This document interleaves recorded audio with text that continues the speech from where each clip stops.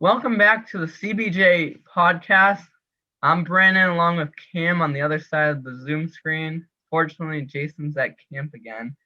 So it'll just be the two of us today, but got a lot to talk about with NBA draft, most importantly. Uh, the Olympics are happening. Gold Cup just finished up, and seems like NBA free agency has been bouncing all over the place. So we'll cover everything in those categories during this episode.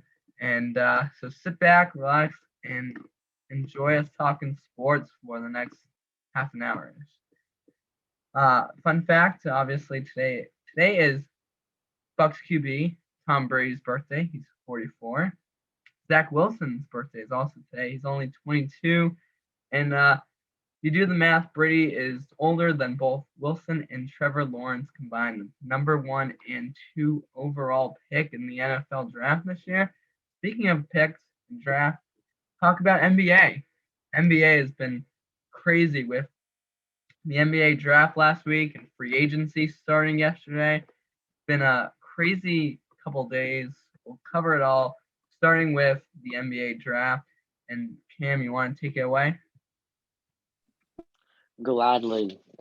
The first overall pick, the Detroit Pistons had the pick, and they took no surprise there. That would be Cade Cunningham out of Oklahoma State. I don't think either of us could argue with that pick. I think he was number one on the line and should be a good pick for them. That's number 2. The Rockets drafted Jalen Green, and 3, the Cavs drafted Evan Mobley. If you have any comments on those picks, those two as well, I think solid picks.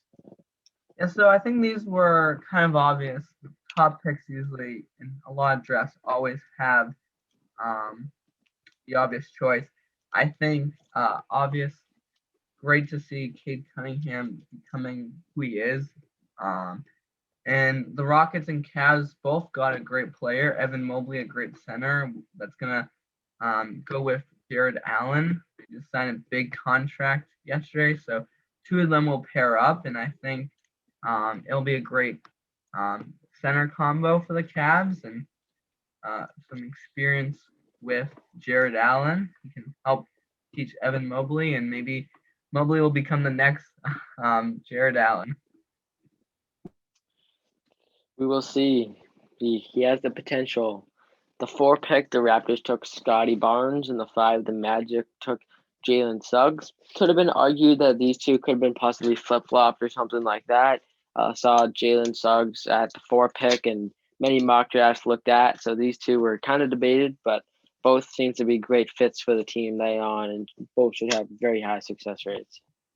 No surprise after what we've seen the Magic do this year to get a top pick, and Jalen Suggs is a great college. He was great in college, and he'll definitely help that newly looked Magic team that's looking for a lot of young players after we saw them trade a lot of their stars last year. Yeah, and at the 6th, the Oklahoma City Thunder drafted Josh Gidley, and the Warriors drafted Jonathan Kumigma after the Warriors, we just saw today, signed Steph Curry to that massive 4-year, $215 million contract. This kid's got potential in that team as well. Got a bunch of upside there, and I'm sure he'll get a lot of great tips from Steph there. At the 8th, the Magic again, 2 picks in the top 10, drafted Franz Wagner. So Magic have 2 high picks here. Possibly could be a duo here in this coming year, something like that. We'll see how the rookies turn out there. And at the 9, the Sacramento Kings drafted Davion Mitchell. And at 10, the Pelicans drafted Zale Williams, who was now traded to the Grizzlies. So just a quick note on number 7 and 8, the Warriors and Magic, and they were able to get these picks due to they had something in NBA draft called these teams had protected picks. So if it was, for example, picks 1 through 3 protected, that team would get it. But if it wasn't, they would move to a different team. Both the Magic and Warriors getting more assets. Definitely really helpful. Franz Wagner will help the Magic with height at center. The Kings with David Mitchell, and then, like Cam mentioned, Zaire Williams, who the Pelicans drafted on Thursday, officially headed to the Grizzlies in that trade.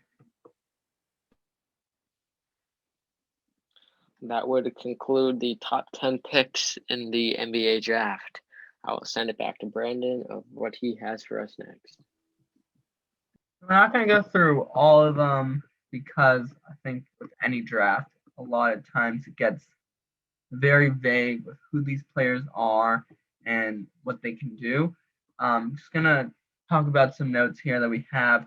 Thunder getting the 16th pick. They drafted Alperen Sengun. And if you're a Celtics fan, that pick seems familiar, and that's because that was the Celtics pick before we traded Kemba Walker this past June, a month ago. We traded Kemba Walker in the 16th pick to get Moses Brown. Talk more about Moses Brown later, but Thunder took this pick and they drafted Alperen Sengun, and a lot of Celtics fans may have wished they kept that, but at the same time, it was good to get off Kemba so Jason Tatum and Jaylen Brown can do a little bit more on their own. The Grizzlies and Pelicans talked about the Grizzlies getting the 10th pick from the Pelicans. So the Grizzlies and Pelicans switched 10th and 17th. Trey Murphy is heading to New Orleans, and Zaire Williams is heading to Memphis. We had a couple trades in picks 20 through 30, and most notably is Knicks draft Keon Johnson heading to LA. Lakers draft Isaiah Jackson, which is heading to the Wizards. Clippers draft Quentin Grimes, traded to the Knicks, so that's a bounce back for Keon Johnson.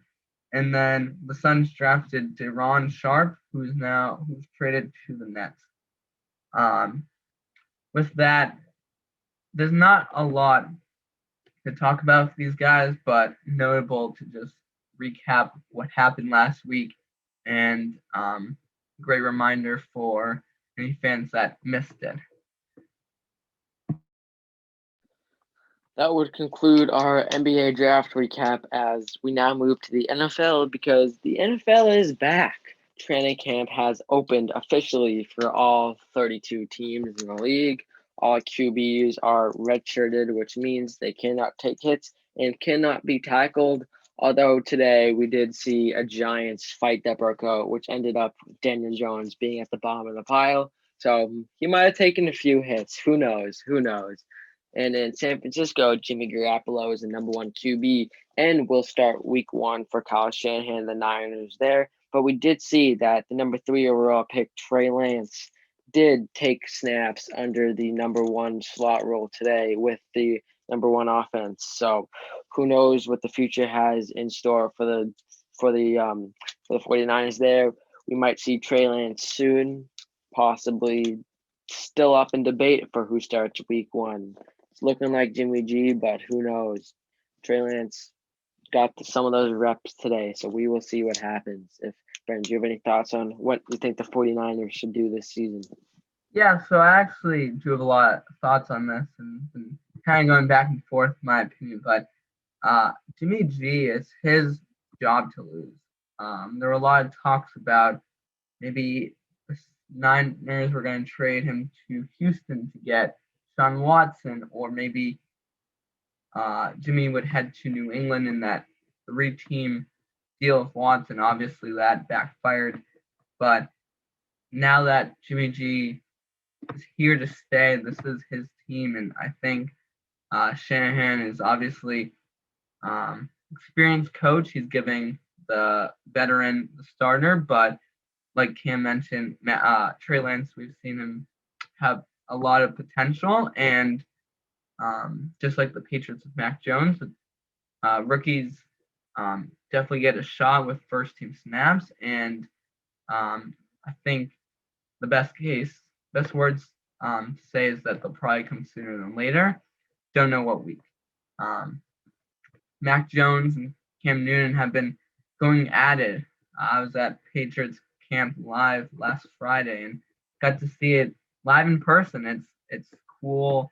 Not only training camp back with fans, but it was just a cool experience. Saw Mac Jones getting a few reps and he was playing better, but seems like it's even, pretty even with one day one player. Mac has a good day, the next day it's Cam. It's going back and forth. After Saturday's practice, fourth, Bill Belichick named Cam the starter. When asked if who would start week one, he said that he's a starter. And a lot of people think, why is Cam starting after all these bad passes he's having?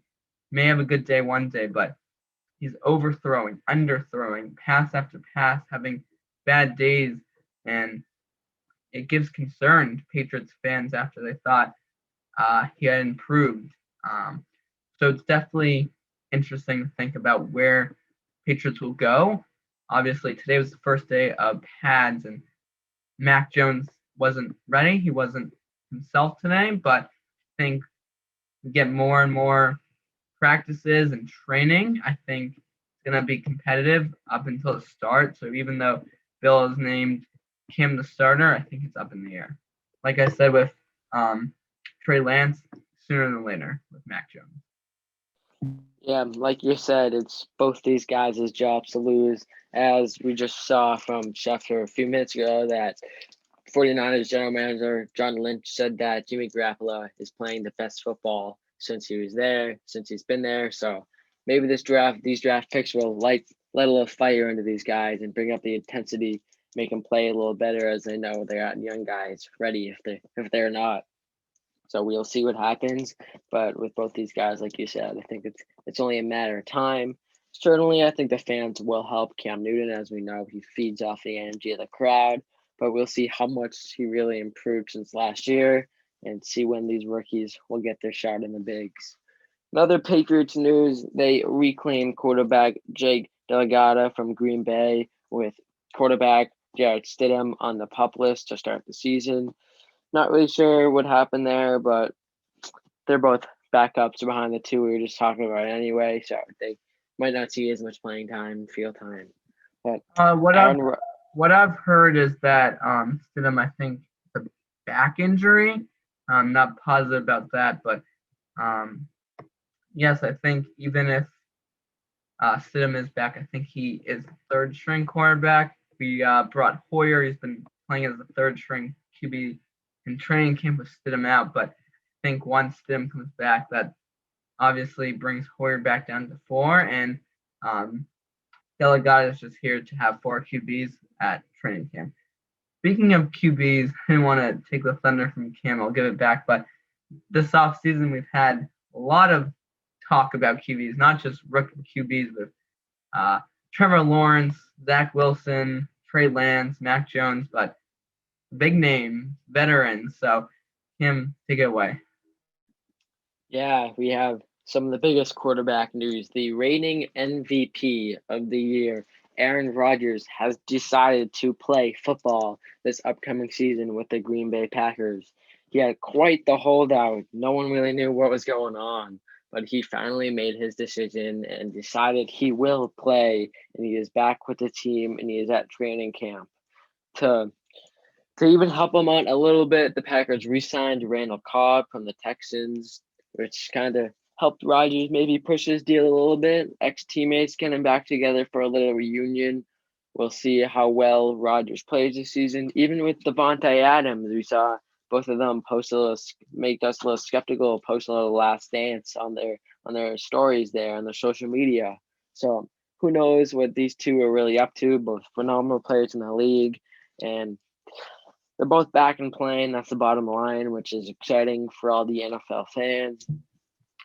Another quarterback that has been up in the air all season, all off season. What's going to happen? Is he going to play? I'd add one more thing about Rodgers, and just that, like you mentioned, it's been a roller coaster of off seasons. With the last time we saw Rodgers take the field was when he lost to Tom Brady and at Lambeau Field, and recently he was on television playing hosting Jeopardy, and no one knew if football was going to come back. But he's back, and I think it took a lot of negotiating, but he's back to play, and I think he'll have a great season. And Randall Cobb is definitely another target for him, and Devontae Adams has another great season like he did last year. I think Packers are going to be back in business.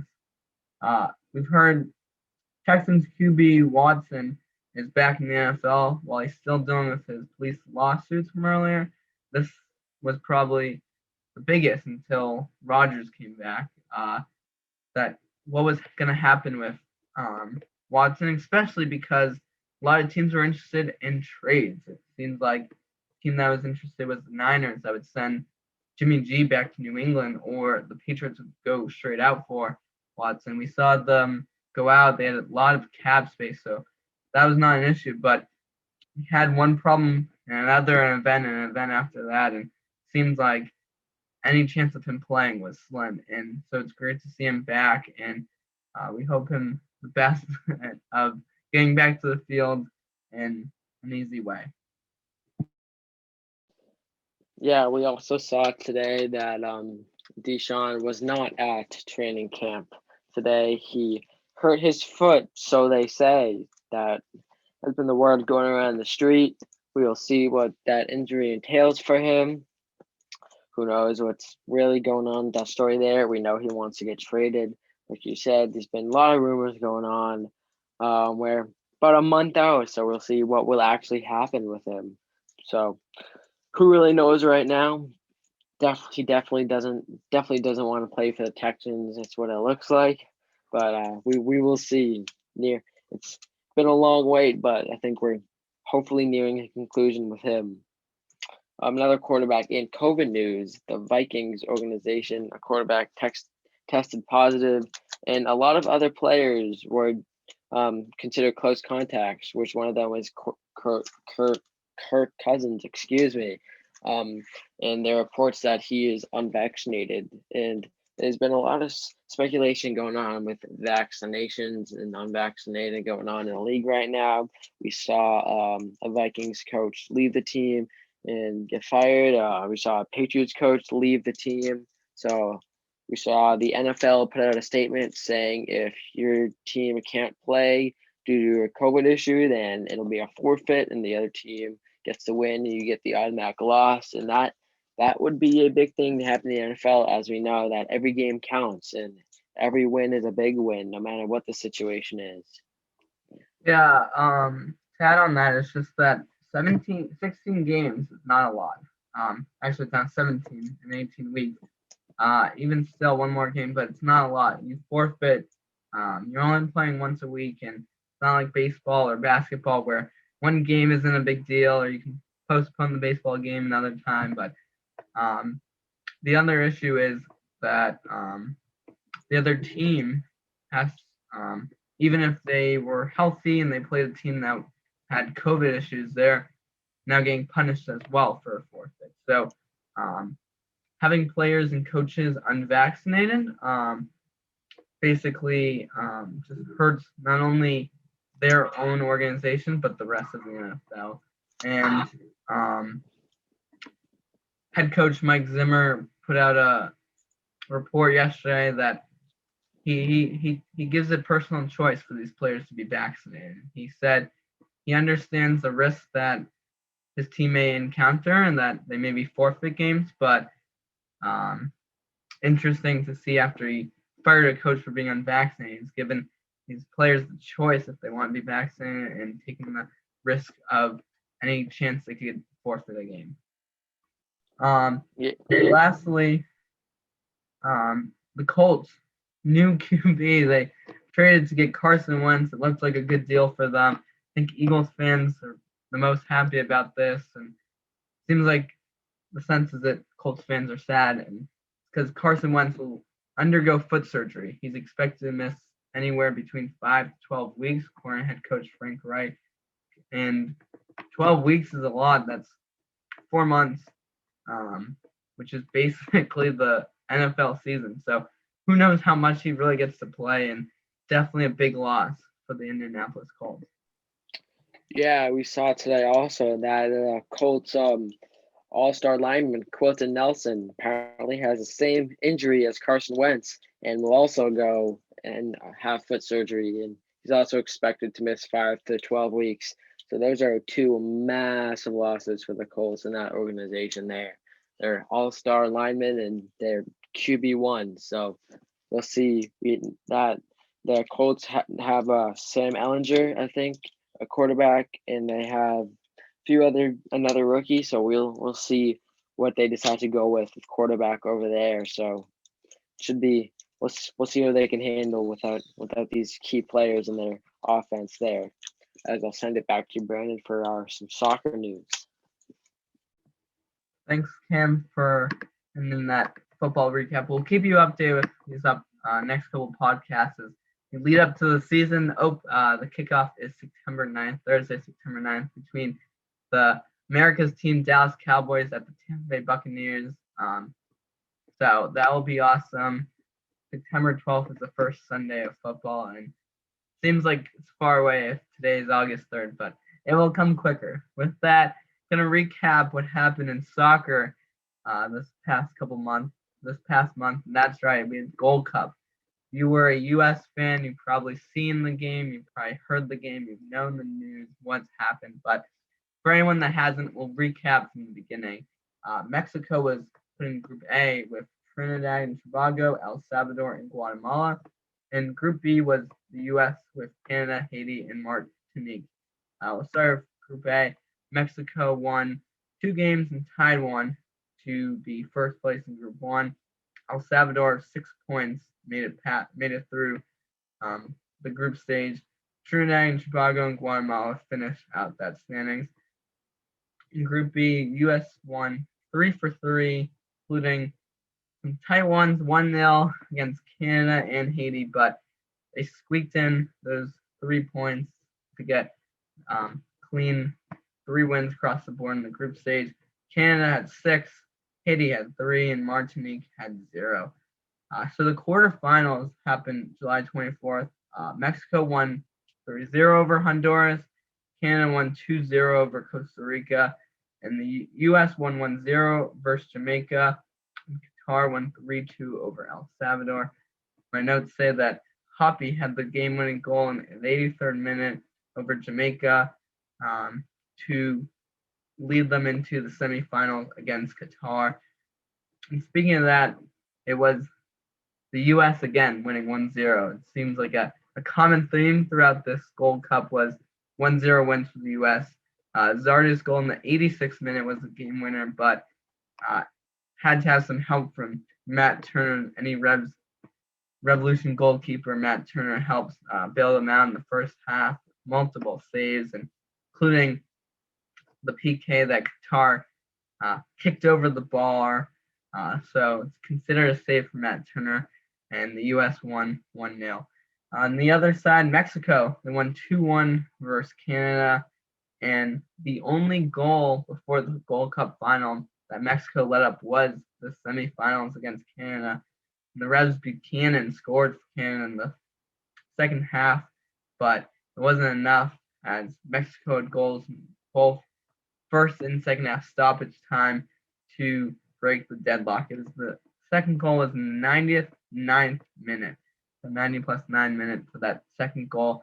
And that brought us to Sunday night, which was Gold Cup final, a sellout crowd, 65,000 fans in Vegas, and took over 90 minutes. Actually took 120 to finish the game. And it was Arlington, Massachusetts native Miles Robinson who broke the deadlock on a Kellen Acosta free kick, and it gave a few minutes later the whistle blew for the U.S. second trophy over El Tri, which is nicknamed for Mexico this summer. You forgot, in June, the U.S. had their 18 beat Mexico in the Nations League final. Big thing was the average age of this team was 24 years old. Very, very young team, and very great to see how U.S. soccer has improved since what happened in 2018 and with Trinidad and Tobago a long time ago, but since new head coach Greg Berhalter has been in, he's got 26 wins, and it's a great to have these trophies under their belt as they start CONCACAF World Cup qualifying a month from today. So good to see these young stars, not only MLS stars but international stars, coming out and helping the U.S. win championships. And I think if anyone had underestimated the U.S. before Gold Cup, I think they need to rethink who they are playing against next time. We had some awards, especially for the Revs. Goalkeeper Matt Turner won Best Goalkeeper Award. Only let up one goal. It was actually in the 6-1 win over Martinique. It was a penalty that he unfortunately didn't save, but had 5 shutouts, all 1-0 wins, and only let up one goal. So best score you can get for a goalkeeper. And Canada's and Revs midfielder Tajon Buchanan won the Young Player Award. Great to see Tajon really stepping up in those international roles, and not only great for the Revs and MLS, but for Canada and International League, and he won great award. He's only 22, so a lot of soccer left to come, and maybe Europe if it's sooner than later. With that, that recaps the Gold Cup. Reminder that U.S. did win at extra time in the 117th minute, and it was a 1-0 win. With that, I'll hand it back over to Cam, who will finish the episode with some headlines. Yes, USA obviously looking upside there, winning that tournament with, you could say, their B or C team, not even their A team. So looks good there. Hopefully it's kind of turning around for them, as we know they didn't qualify for their past Olympics and World Cup the few years before. So hopefully they're back in it. And as we know, the MLB trade deadline has passed. We had a few blockbuster deals, including the Dodgers receiving Max Scherzer and Trey Turner, and the Nationals received 4 prospects in return. The Indians manager Terry Francona has stepped down from coaching for the remainder of the year due to health reasons.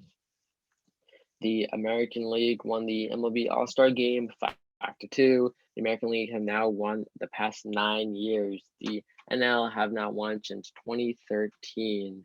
Obviously, we know the Red Sox got Schwarbeck, so hopefully Red Sox still, unfortunately, they lost the past few games, so now they are about 1 game out of first place. Hopefully they can get back up there, and should be a good end of the season for them. They have some upside as well, as we got the Olympics going on. Great time here. They got Simone Biles, who unfortunately did not compete in some of her gymnastic events due to mental health reasons and physical reasons, called what gymnasts call the twisties. She did compete last night though in I think it was the bars, and she got a bronze medal. So U.S. Gymnastics got silver in the team final, and USA they were leading the medal race for most of the Olympics so far. They started out behind China. China and the US have been battling it out for the most medals. USA is up by 4 on them with 73 medals, which that equivalent to 24 golds, 28 silvers, and 21 bronzes.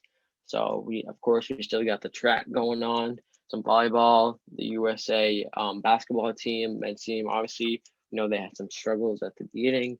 They have won, and they are on to the semifinals.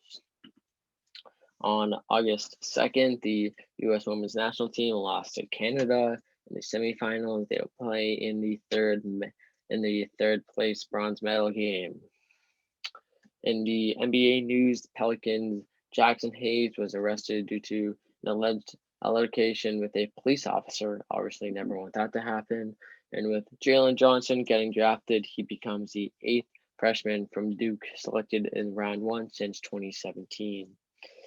The Lakers traded for star point guard Russell Westbrook from the Wizards. Washington received Kyle Kuzma, KCP, and Montreal's Harnell plus a few extra draft picks.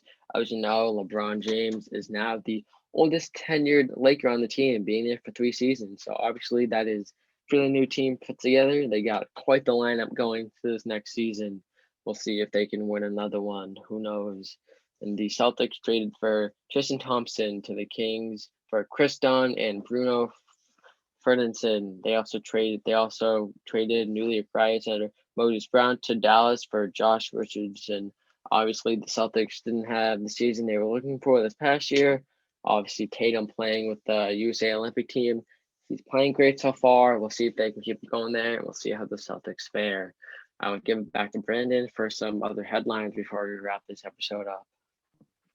Yeah, so not only did we have a lot of trades happen this past couple days, but yesterday was the start of free agency. And like I mentioned at the beginning of the episode, it's been bouncing all over the place. And we'll just talk about the major news. And that's first off, literally 10 seconds into free agency, starring Lonzo Ball signed a 4-year, $85 million contract with the Bulls. That takes obviously his option away from coming to the Celtics. And the reports were Marcus Smart and Brad Stevens were not in the best agreement together, but according to Sports Illustrated, Chris Mannix, Smart will probably stay in Boston after this Lonzo deal to the Bulls. Kyle Lowry shook things up, headed to the Heat for a 3-year contract. He joins Butler, who also signed a major new contract. Chris Paul resigned 4 years, over $120 million. We saw him opt out of what was his old contract, and a lot of people thought maybe he was headed elsewhere, but it was just they were renegotiating.